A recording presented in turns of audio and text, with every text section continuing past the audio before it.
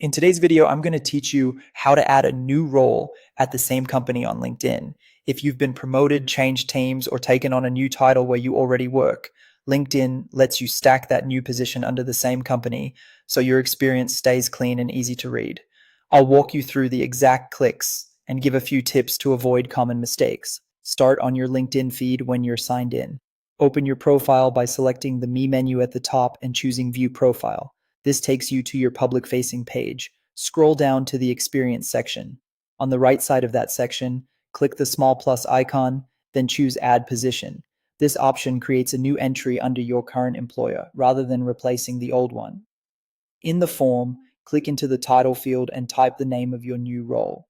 Next, go to the company or organization field and select the same official company page you already use on your profile. If LinkedIn flags a different spelling or a mismatch, choose No and correct it. Picking the exact company page is what makes LinkedIn group your roles together. Enter your start date by choosing the month and year.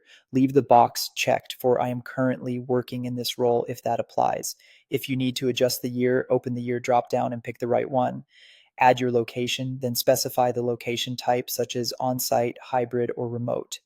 In the description box, briefly outline your scope, key responsibilities, and a few measurable wins. Think clarity and impact. Short phrases work great and help recruiters scan quickly. You'll also see your profile headline option. Click it if you want to update your headline to reflect the new title. You can keep it the same or tailor it for visibility. When everything looks good, click Save. You'll be returned to your profile with the new role added under the same company. To draw attention to the change, use the highlight option on that entry if it's available.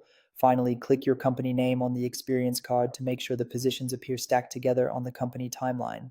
And that's it. If this walkthrough helped you add your new role cleanly, give the video a like and subscribe for more quick practical LinkedIn tips. Thanks for watching.